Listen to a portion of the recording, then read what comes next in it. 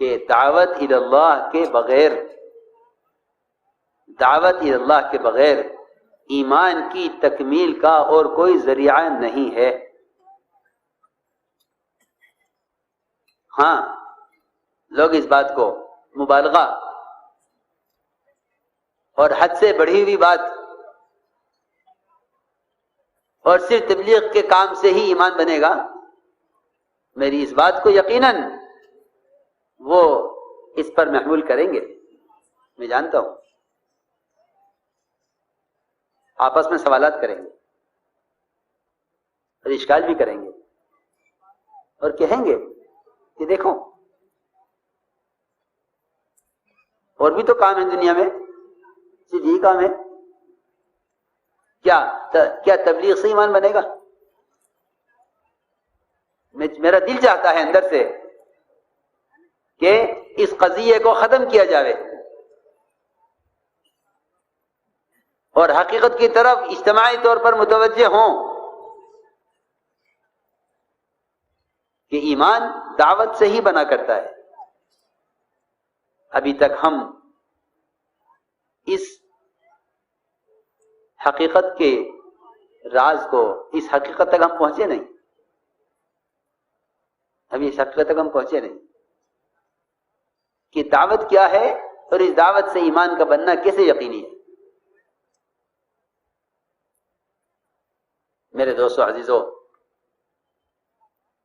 دوسروں کو بھلائی کا حکم کرنا اور دوسروں کو خود جا کر ان کو منکر کے ماحول سے نکال کر معروفات کے ماحول میں لانا، یہی دعوت ہے، اور امر معروف ہونا ہے منکر کا یہی طریقہ مسنون ہے۔ منکرات کو اخبار میں چھاپ دینے سے یا نماز کو قائم کرنے کا بورڈ لگا دینے سے یہ دعوت کا سنت طریقہ نہیں ہے، یہ دعوت کا سنت طریقہ نہیں،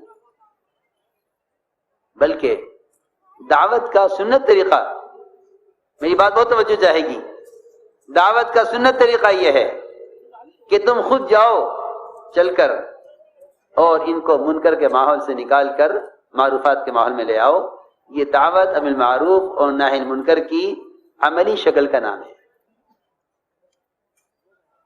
دعوت امر معروف اور نہی عن منکر کی عملی شکل کا نام دعوت ہے، اور لکھا ہے علماء نے کہ اگر یہ شخص اپنی ذات سے پورے دین پر چلتا ہوا ساری سنتوں پر عمل کرتا ہو، سارے فرائض پورے کرتا ہو، کوئی گناہ نہ کرتا ہو، اپنی ذات کی پوری اصلاح کر لے لیکن دوسروں کو دعوت نہ دے، لکھا ہے علماء نے کہ اس کا ایمان کامل نہیں ہوگا۔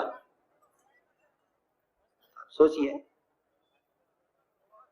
یہ کوئی دعویٰ یا کوئی نعوذ باللہ جھوٹ تو نہیں ہے۔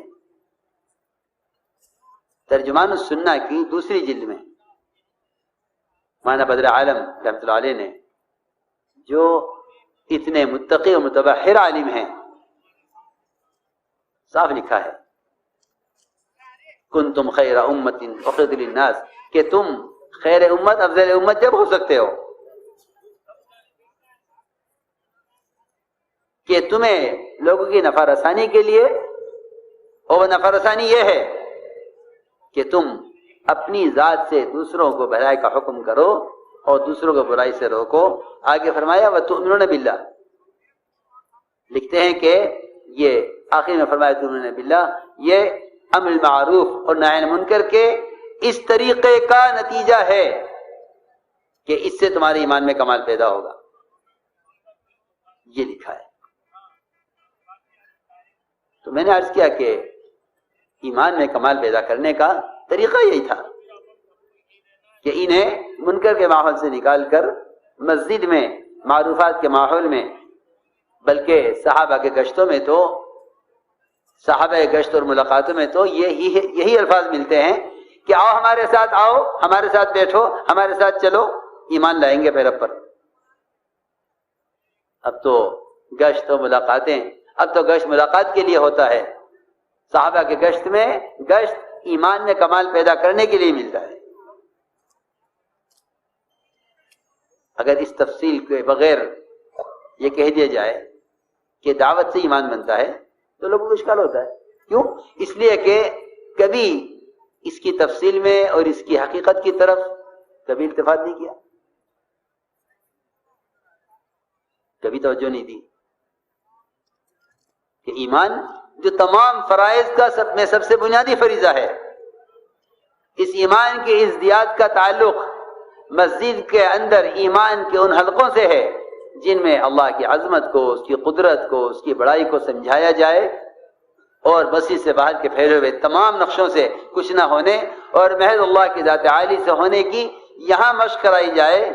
اس کے لیے گشت تھا، اس کے لیے گشت تھا. میں تم سے یقینی طور پر کہتا ہوں کہ ذرا اپنے گشت کو صحابہ اکرام کے گشت کے موضوع سے ملا کر دیکھ لو کہ ہمارا گشت صحابہ اکرام کے گشت کے موضوع کے مطابق ہے یا نہیں. وہ اٹھا رہے ہیں باہر سے، خوشامد کر رہے ہیں. عمر رضی اللہ عنہ ایک ایک کے دو کے ہاتھ پکڑ رہے ہیں، قم بنا، تعال بنا، آؤ ہمارے ساتھ، اٹھو ہمارے ساتھ. حضرت معاذ سید العلماء کہتے ہیں اجلس بنا نؤمن ساعتا، ہمارے ساتھ بیٹھو. امام بخاری رحمۃ اللہ علیہ نے حضرت معاذ کے اس عمل سے ہی استنباط کیا ہے کہ ہاں یہ مسجدوں میں ایمان کے حلقے یہ ایمان کے بڑھنے کا سبب ہیں. تو میں نے عرض کیا کہ دعوت کو سمجھنا چاہیے، ورنہ بڑی تیزی کے ساتھ رواج، جس طرح ہر شعبے میں رواج داخل ہو رہا ہے، کیا شادیاں، کیا کھانا پینا، لباس، خرچ کرنا، کمانا، ہر شعبہ سنت سے ہٹ رہا ہے. اسی طرح دعوت بھی سنت سے ہٹ رہی ہے اور لوگ رواجی راستوں سے دین کی بات کے پہنچا دینے کو سمجھتے ہیں کہ ذمہ داری ادا ہو گئی. حالانکہ قرآن تو یہ کہتا ہے کہ جب تک خود جا کر دعوت نہ دو گے تم اللہ کے یہاں معذور قرار نہیں دیے جاؤ گے. یہی کہا تھا ان لوگوں نے جنہوں نے ایسی قوم کو جا کر دعوت دینی چاہی جن کی ہلاکت کا اللہ نے فیصلہ کر لیا تھا. انہوں نے کہا کہ کیوں جا رہے ہو انہیں دعوت دینے کے لیے، اب تو ان کی ہلاکت کا فیصلہ ہو چکا، اللہ نے عذاب دینے طے کر لیا. انہوں نے دو جواب دیے. ایک جواب دیا ذمہ داری کے اعتبار سے، دوسرا جواب دیا امید کے اعتبار سے. ظاہر بات ہے جو ذمہ داری پوری کرے گا وہ امید کرے گا. جو آدمی دکان پر نہ بیٹھے اسے نفع کی کیا امید ہے؟ جو دفتر نہ جائے اسے تنخواہ کی کیا امید ہے؟ جو زراعت نہ کرے اسے غلے کی کیا امید ہے؟ ہم امت کی اصلاح سے اس لیے بھی نا امید ہیں کہ ہم دعوت کے صحیح طریقے پر قائم نہیں ہیں، ورنہ جو لوگ اس دعوت کو صحیح طریقے سے ادا کریں ان کے دل میں امت کی ہدایت اور تربیت کی امید بڑھے گی. ورنہ میں آپ سے صاف کہہ دیتا ہوں کہ اس وقت عوام تو عوام، کام کرنے والے بھی اس فتنے کا شکار ہیں کہ بھئی اب کام میں وہ بات نہیں جو پہلے تھی. اور لوگ کہہ رہے ہیں کہ ختم اور لوگ ہلاک ہو گئے. حدیث میں آتا ہے جو یہ کہے کہ لوگ ہلاک ہو گئے وہ خود سب سے بڑی ہلاکت میں ہے. صحیح حدیث ہے. من قال ہلاک الناس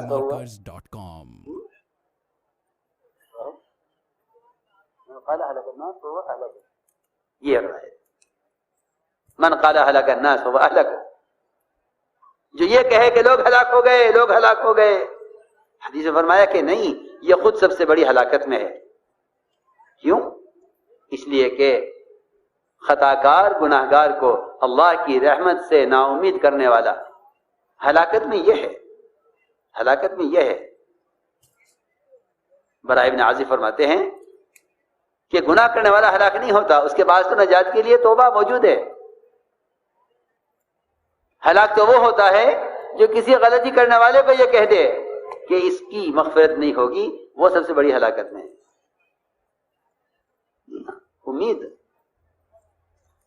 امیدیں دلاؤ، خوشخبریاں سناؤ اور امت کو مایوسی سے نکالو. علماء کا کام یہ ہے کہ وہ خطا کرنے والے کو امید دلائیں. یہ علماء کا کام ہے. 99 قتل کرنے والے سے بلکہ 100 قتل کرنے والے سے عالم نے کہا تھا کہ ہاں تمہارے لیے توبہ کی گنجائش ہے، اور ساتھ میں یہ بھی کہا تھا کہ توبہ کے لیے اپنے بستی چھوڑ کر نکل جاؤ۔